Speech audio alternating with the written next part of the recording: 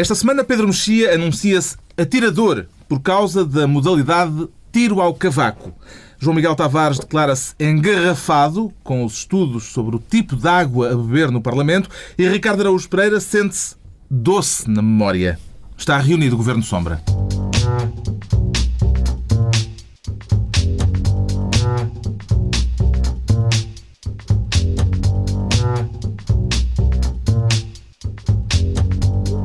Viva, sejam bem-vindos, depois de uma semana marcada de novo pelo processo Casa Pia e por um assunto que vamos falar de mais adiante, o exame da Troika em pleno Carnaval.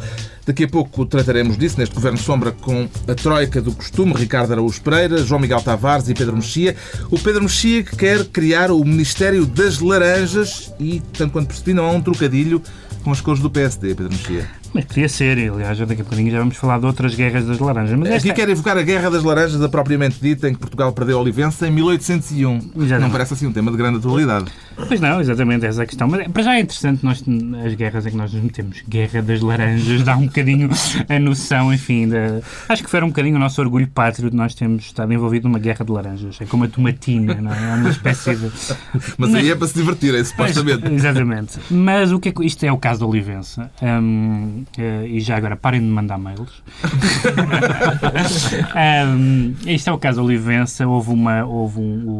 Lá em Olivença, o Ayuntamento fez uma peça de teatro em que vem à baila esse episódio. Vai fazer umas grandes comemorações, alegadamente. Exatamente. Acho que não, que ele é uma peça de teatro, ainda por cima de que só tem uma história de amor. Só tem depois eles disseram que era só uma parte, a peça não era sobre a guerra, etc. Pedro, só antes de continuares, eu tive a oportunidade de ir ao site dos amigos da Olivença. Sim. E um dos primeiros textos diz: sempre que se fala da questão da Olivença é pelo lado do risível e muito pouca gente tem o cuidado de fazer o enquadramento jurídico-diplomático. Mas eu queria fazer... eu sei que é isso que tu vais fazer. Não, eu queria fazer o enquadramento jurídico-diplomático, mas rematando com o risível, que é... Aliás, como é típico jurídico-diplomático. A Olivença é nossa. Não no sentido em que Angola era nossa, sim, mas no sentido em que, do ponto de vista jurídico, dos tratados internacionais, da lei internacional, não vale a pena aqui fazer o historial, vão ao site dos amigos da Olivença, e é verdade, a Olivença é nossa. O problema, lá vivem espanhóis que querem ser espanhóis e não ser portugueses. Essa é a parte risível. É um bocadinho como as Malvinas. 98% deles querem ser ingleses e não argentinos. Portanto, azar das tábuas. Isso significa que a Olivença é uma não questão por causa disso. Do ponto de vista, a não ser que a gente queira obrigar aqueles senhores a serem portugueses. E obrigar alguém a ser português à força. Isso não se faz a ninguém. Há tratados internacionais também contra isso. A questão é que o PS levantou o problema por causa das tais comemorações que o novo Alcaide... Pois, porque o anterior acho que era do PSOE e que agora passou para o PP. E é uma guerra, para citar outra guerra, esta ficcional da tradição portuguesa, é uma guerra de alecrim manjerona. Nós, aliás, temos jeito... Os ingleses também têm a Guerra das Rosas, portanto, há guerras de todo o género. Mas essa foi a sério. É um caso anedótico e é um daqueles casos em que não acho que faça... O que é anedótico? O PS protestar? Tudo é anedótico. Tudo é anedótico, mas tudo é baseado num assunto sério. O tal enquadramento jurídico e diplomático que o Ricardo falava é verdade. A Olivença é portuguesa porque, se nós virmos a história do tratado, dos tratados internacionais, que foram sendo sucessivamente recebidos pelos vários regimes, nunca a propriedade, digamos assim, passou para a Espanha. Mas eu não sei se quem nos está a ouvir, se não conhece o episódio, não sei se está a compreender a situação. Portanto, a Olivença é nossa, os espanhóis, o novo Ayuntamento, quis fazer umas comemorações. O PS português pediu ao ministro português dos Negócios Estrangeiros, Paulo Portas, que intercedesse junto do governo espanhol para que aquilo não fosse por diante, porque era um desrespeito para Portugal. E acho que se ele não intercedeu, acho que fez bem, porque o assunto realmente é um assunto menor. Autárquico. Pode ser deselegante do ponto de vista... Quer dizer, é deselegante que um vizinho, mas nós comemoramos o 1º de dezembro. Agora já não é? Vamos deixar de comemorar. Mas comemoramos... O CDS propôs que se comemora com uma sessão especial no Parlamento. Pronto, e portanto em que atirámos espanhóis pela janela e não sei o que mais. Portanto, de facto, as relações entre os países vizinhos também têm momentos de conflito. Eu acho que este não é certamente um assunto, sobretudo depois de termos tido problemas com com transportes e com os rios, com a Espanha, que são um bocadinho mais sérios do que a Guerra das Laranjas, diria eu. O PS terá com isto conseguido embaraçar o governo em termos diplomáticos? O governo português? Não é um assunto...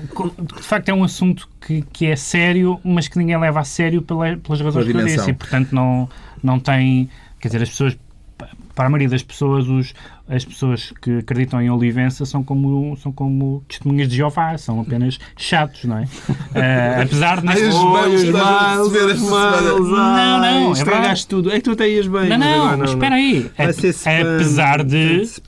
Eu quero demarcar-me destas declarações às pessoas interessantíssimas, porque eles também têm o meu mail. E com uma luta válida. Mas estás a defender quem? As pessoas dos grupos amigos. Não, os amigos. Só para não receber mails.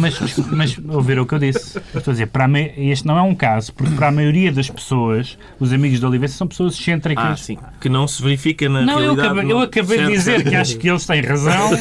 A iniciativa do PS justifica-se, Ricardo Araújo Pereira? É difícil dizer, Carlos, porque Olivença é como aqueles livros que a gente empresta a alguém. Então, lá o livro é nosso, de facto, é nosso, mas já está em casa da outra pessoa há tanto tempo. É uso campeão. Sim.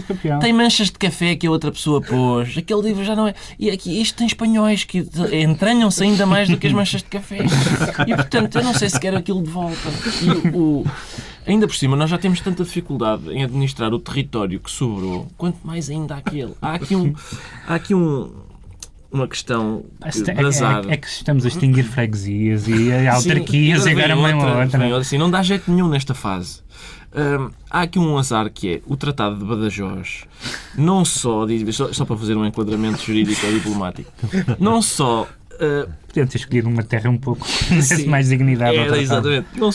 Não só definia que Espanha tinha de devolver Olivença, como também Porto Alegre, terra da qual é oriundo João Miguel Tavares.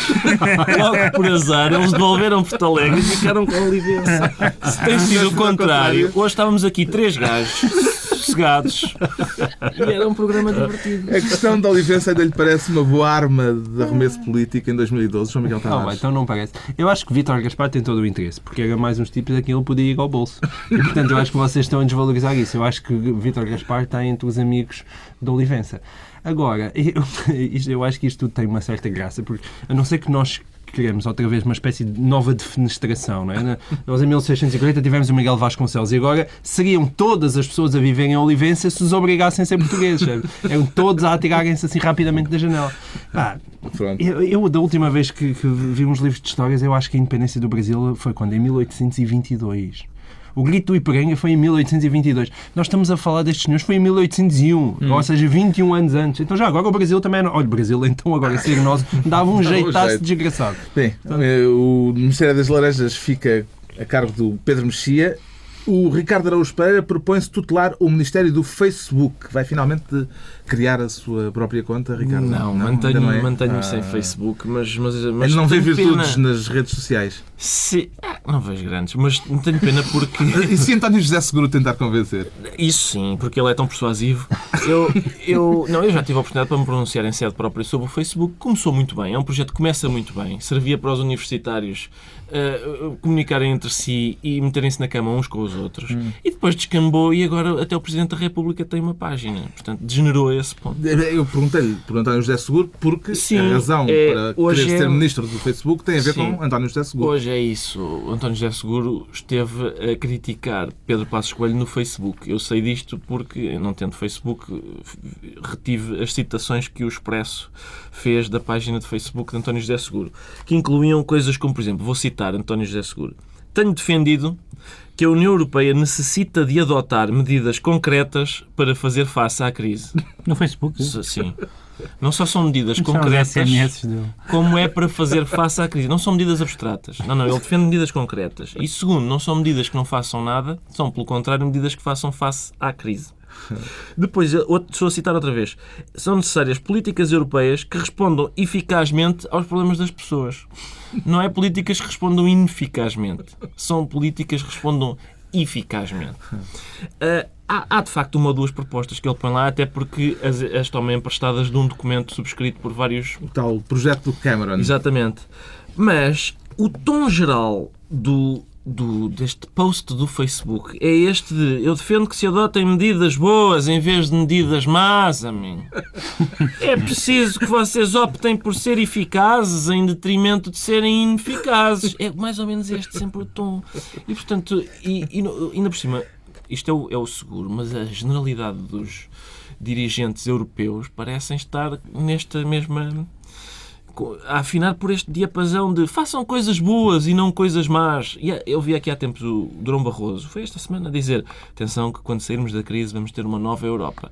E pelo andar da carruagem eu conheço essa Europa, chama-se África, essa nova Europa. É assim que se chama. O Facebook parece-lhe um terreno apropriado para fazer passar a mensagem política, João Miguel Tavares? Só no sentido em que acho que só dá para clicar no like, não é? Se houvesse se houvesse lá um vai pro, se calhar eles não apreciavam tanto. Isto está sempre, 2 ou 3 tipos que gostam de parecer modernos e, portanto, redes sociais temos que lá estar e tudo. Se fosse conselheiro político, Pedro Mexia aconselharia o político que lhe pedisse conselhos a usar o Facebook?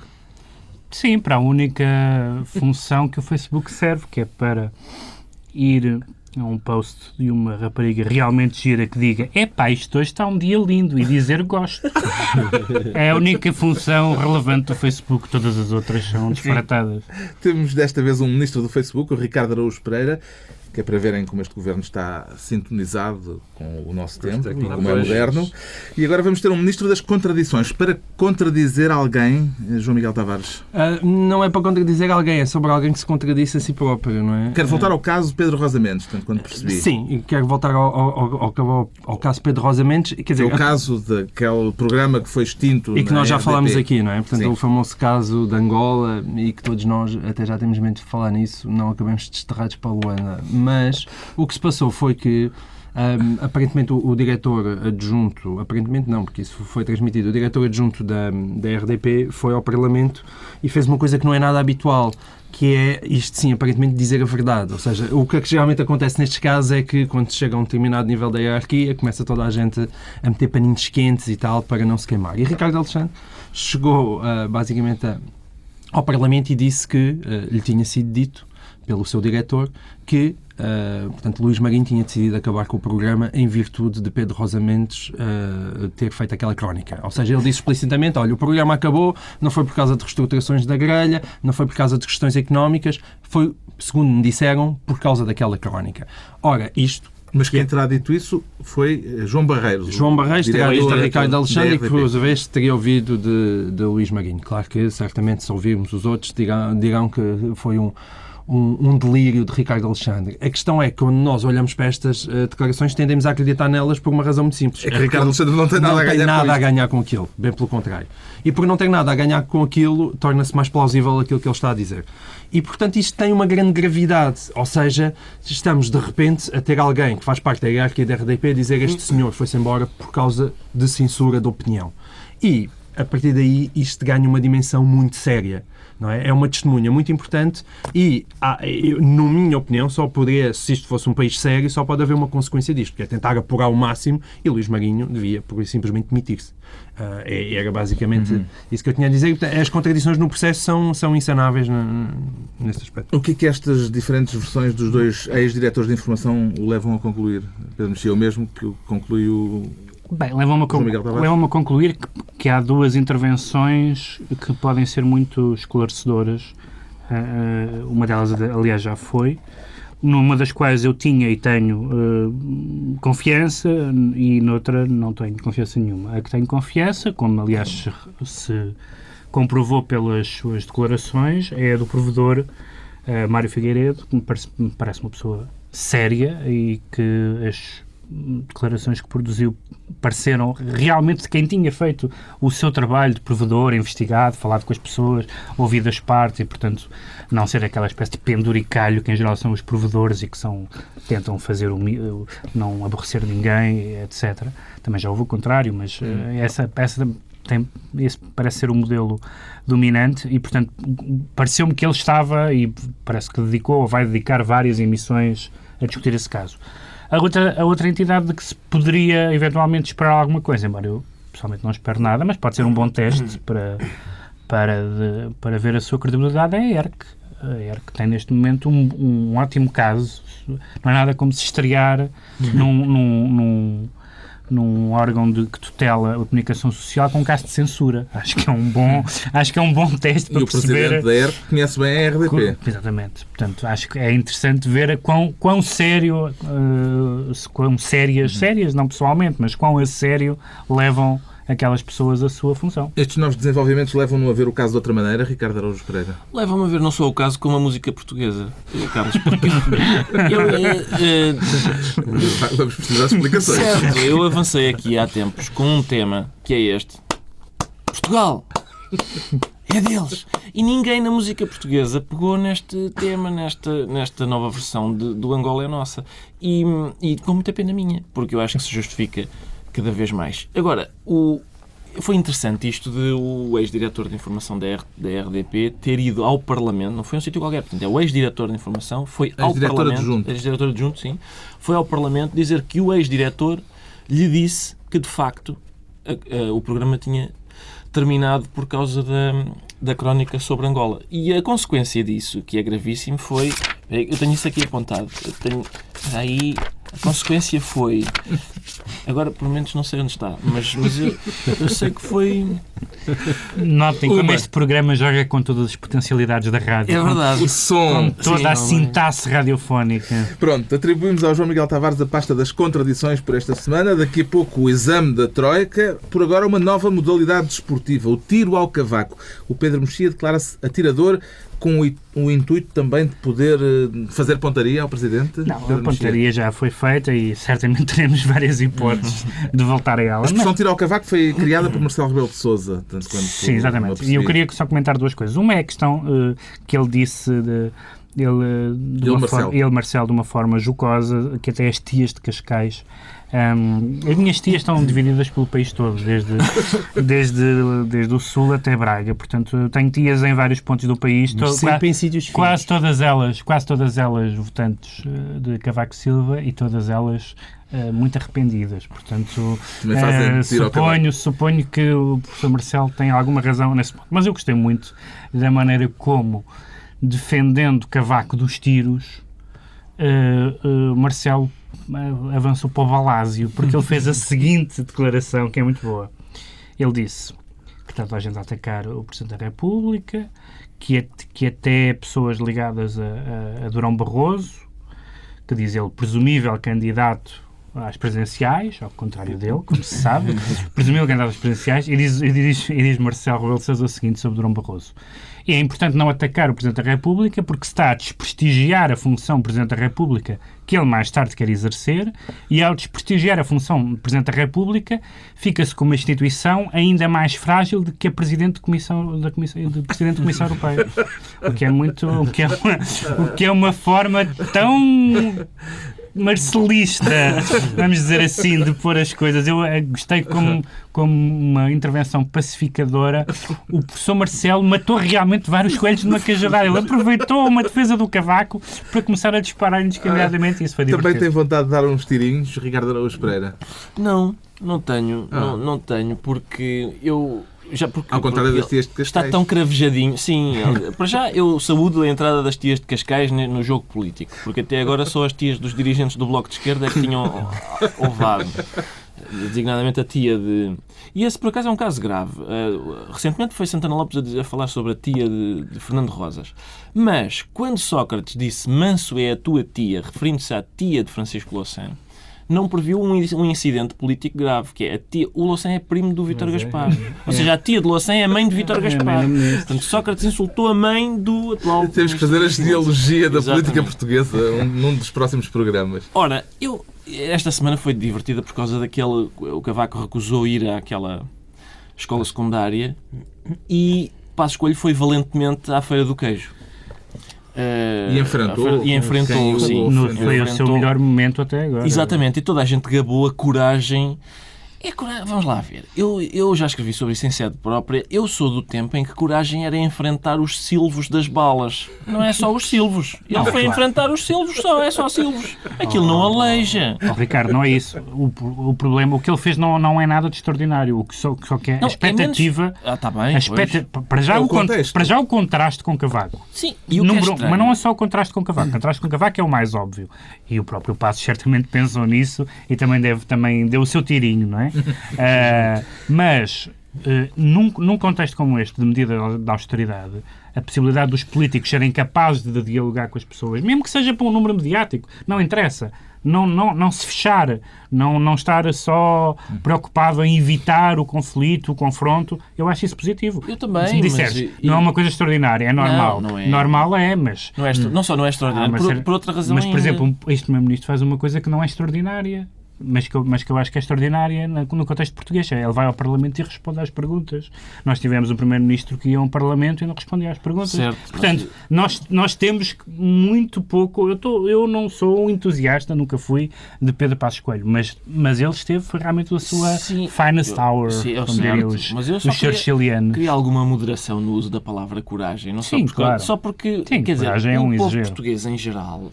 Não faz sentido estar a temer o povo nesta altura, que na sua maior parte é desempregado e subnutrido. É gente que não corre muito depressa, nem bate com muita força. Portanto, não vai haver perseguição. Sabes como acabou a monarquia. Apesar de tudo, o povo português é pacífico, mas há sempre 3 ou 4 malucos. Já aqui falámos do impedimento de Cavaco, que o fez faltar à tal visita marcada para a Escola António Arroio na semana passada. Mas uma semana depois o Presidente continua sem explicar de que impedimento da função presidencial é que se tratou. Desenvolveu alguma teoria a esse respeito, entretanto, João Miguel Tavares? Vocês sabem que eu tenho boas fontes médicas. Eu acho que basicamente ele sofre da subita aguda. Eu acho que basicamente é a mesma teoria da semana passada, é a subita aguda, ou seja, eu acho que ele quando ouve a subir-os incha e às vezes aquilo pode lhe fazer mal à saúde. Acho que é isso. E foi ao semana estranho não ter ainda havido uma explicaçãozinha. Porque não há nada para dar. Qual explicação é que haveria de dizer? Ou seja, ou ele dizia a verdade e ficava mal, ou então mentia, e hoje em dia é chato mentir, porque há sempre alguém que pode vir. Numa república digna desse nome, se as pessoas saíram à rotunda a 5 de outubro, foi para nós estarmos informados da função presidencial.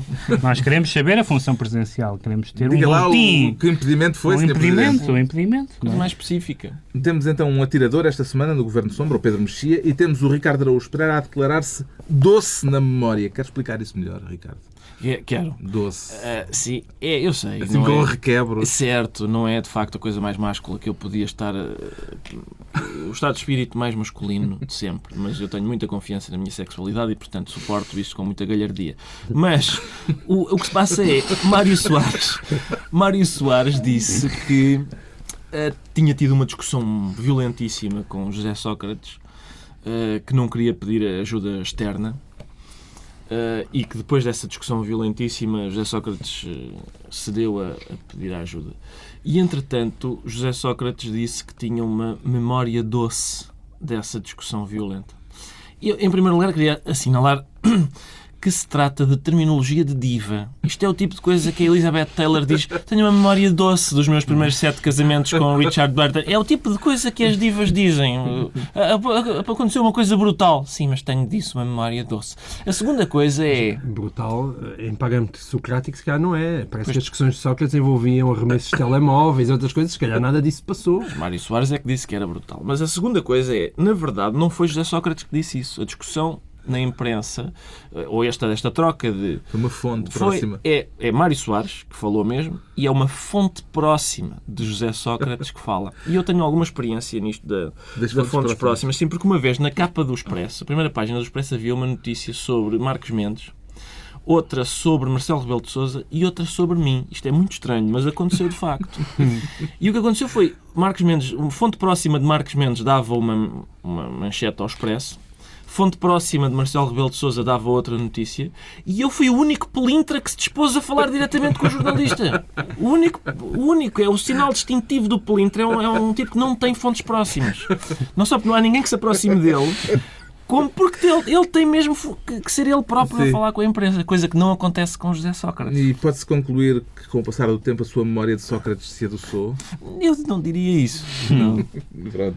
Fico contente. O que é que se pode concluir das revelações de Mário Soares, que deu a entender que terá sido ele a obrigar Sócrates a pedir ajuda externa, João Miguel Tavares? Que Soares ainda manda, de alguma forma, no PS? Sim, quer dizer, se fosse outra pessoa, nós podíamos estar aqui a dizer que Mário Soares estaria a pôr em bico dos pés, mas quer dizer, felizmente, justiça se faça a Mário Soares, que ele não precisa de pôr em bico dos pés por coisa nenhuma. Portanto, eu tento também a acreditar, de modo geral eu acredito em toda a gente, e eu tendo a, menos em José Sócrates, eu tendo a acreditar naquilo que Mário Soares... Excesso de fixação. Exato, e esta história da fonte próxima podíamos ir mais longe, porque se a fonte próxima se põe assessor, ele ainda tem assessores neste momento, pouca vergonha nesta. Bom, enfim. Portanto, se calhar não. Larga o homem.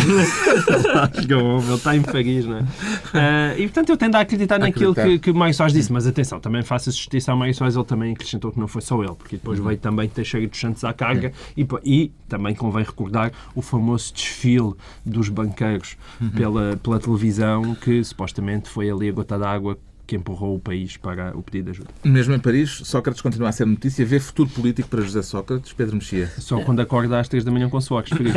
Deixa-me só dizer antes disso que José Sócrates, que se tornou conhecido por ter um feitio, enfim, colérico, às vezes no Parlamento quase à beira da apoplexia, é muito doce, de facto, na hora da despedida. É como Coimbra, não é? Tem mais encanto, porque lembram-se aquele famoso "eu adoro-vos", não é? Que também não é propriamente uma frase. Eu não atribuiria a Elizabeth Taylor, porque acho que é um pouco deselegante. E acho que há certos e determinados prémios, Ricardo, que podem ser retirados por afirmações dessas. Mas ele é mais doce na hora da despedida. Quanto ao futuro político, temo que sim. Temo que sim. Acho que, à partida, um primeiro-ministro que se vai embora e que perde eleições, embora não tenha tido um resultado, enfim, foi um resultado mau, não foi catastrófico, mas foi um resultado mau, mas um primeiro-ministro que abandona, que deixa o país à beira da bancarrota, à partida não teria grandes condições para voltar. Eu acho que vai voltar por também, não só porque ele tem tropas e tem ânimo e vontade, como porque não há nada que faça, não há nada que acabe com a carreira de uma pessoa. Com exceção, talvez, do caso Casa Pia, não há nada que acabe com a carreira de uma pessoa. Tomás Taveira voltou, atenção. Portanto, não há absolutamente nada que aconteça a uma pessoa que se possa dizer em Portugal, isto é verdade, se pensarem em vários casos, desde o mundo do espetáculo até à política, dizer, não, esta pessoa está acabada. Isso não acontece. Pode estar e pode não estar, mas é muito raro acontecer alguma coisa que diga finito. Está explicada a doçura da memória do Ricardo Araújo Pereira e vamos agora esclarecer o porquê do engarrafamento do João Miguel Tavares. Não se trata de uma questão de trânsito, suponho. Não, nada disso. É um engarrafamento parlamentar. É o meu derby favorito. Existe o Porto Benfica, o meu derby favorito atual é água engarrafada versus água da torneira no Parlamento. Eu pensava que o derby já estava resolvido, mas afinal não. Houve uma espécie de rematch recentemente, porque parece que o Conselho de Administração da Assembleia da República foi mesmo fazer um estudo. E um estudo que inclui jarros por o preço de 4.000 e não sei quantos 4.000 e tal euros para comprar jarros, é verdade. Ou seja... Não compram jarros na loja dos 300. Não, e não é só isso, e faz parecer barato o programa eleitoral do PSD, não é? O tal que custou 120 euros por exemplar. E o que é que se passa? O que se passa é que esse fabuloso estudo que o Conselho de Administração teve a fazer concluiu que a água da torneira era 10 vezes mais cara do que comprar água engarrafada. Porque, supostamente, por causa do preço dos jarros. Por causa do preço dos jarros e, ainda mais caro, por causa do preço das pessoas que precisavam de segurar os jarros. Porque os jarros não se deslocam sozinhos, logo precisam ao ter... contrário das garrafas de água. Ao contrário das garrafas de água, precisam ter pessoas atrás dele para ir e vir. Portanto, encher água, ainda por cima parece que tinham que ir às casas de banho porque não existe água disponível. E são técnicos especializados. E são técnicos especializados para movimentar os jarros. Agora, o que é que é mais divertido no meio disto? É que esse relatório do Conselho de Administração... E o que é de esquerda? É querer a água da torneira ou querer a água dos engarrafada? Não percebi bem nessa história. Isso a gente já não compreende, mas também a esquerda e a direita está toda trocada. Agora, seguro apoia o David Cameron e as suas medidas. Portanto, está tudo trocado. Portanto, mas neste caso concreto da água? Neste caso é é parte da esquerda está a favor da torneira, mas há parte da esquerda que também está a favor da água engarrafada. É mesmo um conflito brutal. É fraturante esta questão. É fraturante, é uma questão Pode fraturante. gerar cisões na esquerda. Mas o que é mais giro nisso tudo? É que o relatório do Conselho de Administração diz que, por mês, a Assembleia da República gasta 259 euros em água engarrafada. Portanto, toda esta discussão é por causa de 2 programas eleitorais do PSD. Isto eu proponho que seja a nova moeda. Em Portugal a gente fala em programas eleitorais. Portanto, 2 programas eleitorais do PSD. Portanto, o Relvas imprimiu 100. Portanto, dava para pagar 50 meses de água do Luso à Assembleia da República. São 2 programas mais um capítulo do terceiro. Mais um capítulo. E é isto que nós andamos a discutir. Quem é que está a meter água nesta história toda, Ricardo Araújo Pereira? Não sei, e tenho dúvidas que seja alguém, porque quando se faz um estudo sobre colocação, arrumação, enchimento e lavagem de vasilhame, já percebe, esta gente não está a brincar. Atenção, estes meninos são minuciosos. Cuidado com isto. Eu vi, atenção, a descrição da profissão, da novel profissão de técnico especialista de enchimento de jarros era longa e fastidiosa. Havia colocação. Portanto, o ato de colocar era um dos parâmetros. Havia arrumação, enchimento, lavagem.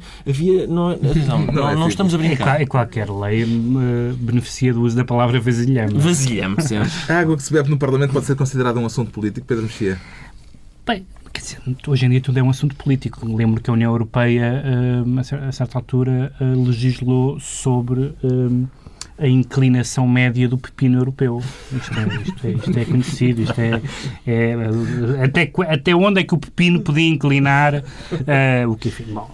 Mas no caso da Assembleia da República, tendo em conta algumas das medidas que os deputados tomam... Fizeste um esforço tão meritório. Fez, obrigado. Obrigado por ter sido reconhecido. Eu achei que simplesmente São Pepino dizia tudo.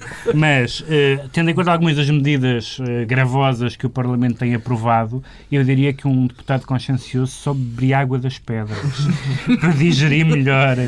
Estás esclarecido porque é que o João... que, tendo em conta algumas sessões parlamentares, que o líquido que eles bebam seja água, acaba por ser suspenso.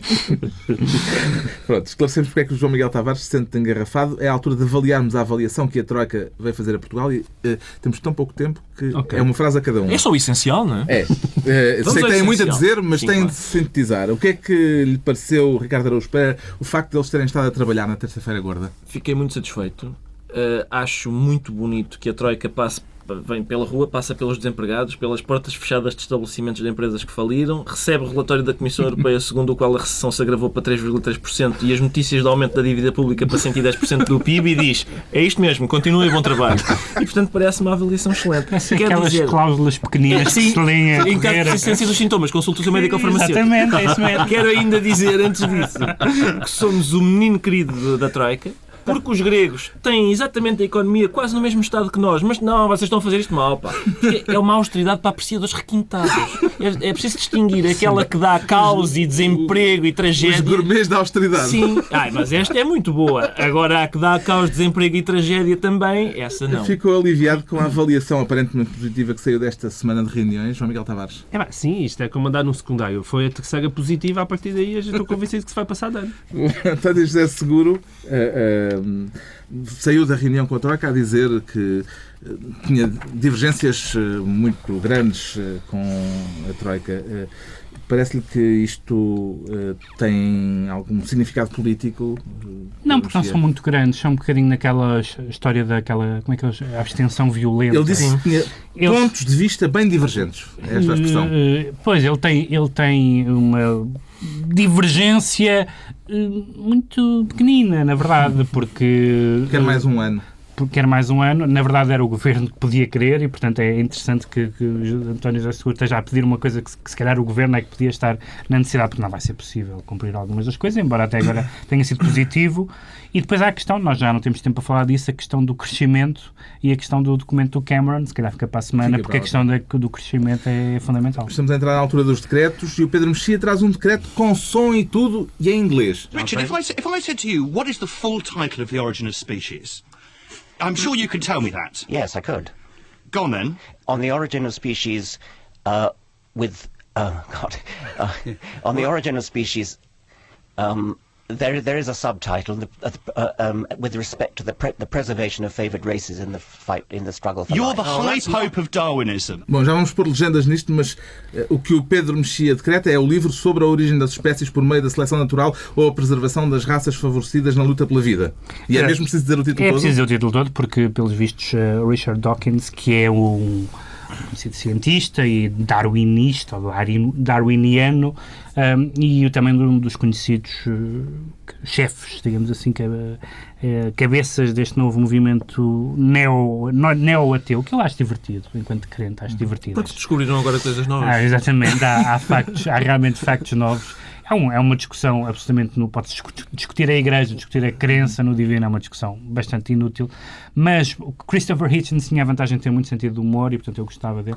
Richard Dawkins é um bocadinho padreca, mas o Richard Dawkins disse uma coisa esta semana, ou já tinha dito antes, mas que muitas das pessoas que se identificavam como cristãs não eram cristãs porque nem sabiam como é que começava a Bíblia. E neste debate radiofónico com o responsável da Igreja Anglicana, ele disse, então, e como é que se chama o livro do Darwin? Perguntou o anglicano. E o Dawkins disse, depois a autora diz, oh God, oh meu Deus, eu sei que há um título, depois lá começou, disse-me uma parte, depois acabou, e portanto, o que isto foi para dizer, isto é um episódio caricatural de onde leva esta espécie de apostolado, seja do ateísmo, seja da religião, seja de coisa qualquer. Negar a uma pessoa o direito de se autodefinir como se quiser, nomeadamente como cristã, ou como ateia, ou como homossexual, ou como seja o que for. A ideia de uma pessoa dizer, não, você não é o que diz o que é. Não percebo qual é, e portanto achei graça a isto. Já agora a Bíblia começa, no princípio Deus criou os céus e a terra, o que é uma boa maneira de começar uma história.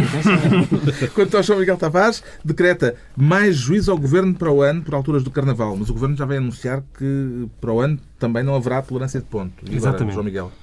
Não, nada contra, desde que as escolas estejam abertas e outras coisas que está. O que se passou com esta atrapalhada à última hora foi que basicamente o país ficou parado na mesma e o Governo ficou mal na fotografia. Portanto, faça as coisas atempadamente. Finalmente, o decreto do Ricardo Araújo Pereira também tem som. 9 anos é tanto tempo, passei a correr por aí, com uma guitarra bandoleira, espalhando cinzas pelo país. Há 9 anos. O decreto é que se façam homenagens a Zeca Afonso, mas de preferência sem a guitarra bandoleira, espalhando cinzas pelo país, de António Manuel Ribeiro, porque eu ontem ouvi esta homenagem quando ia de carro e sobressaltei-me, pensei, alguém fez uma travagem brusca e não era a guitarra bandoleira naquele ponto em que a voz falha. Está concluída mais uma análise da semana. 2 a 8 dias, a reunião do Governo de Sombra vai acontecer ao vivo, a partir das 6 da tarde, antes do jogo Benfica-Porto, em direto do Estádio da Luz, com a promessa de uma análise rigorosamente parcial por parte dos ministros Sombra, Pedro Mexia, João Miguel Tavares e Ricardo Araújo Pereira. Então, até para a semana, antes da bola. Benfica!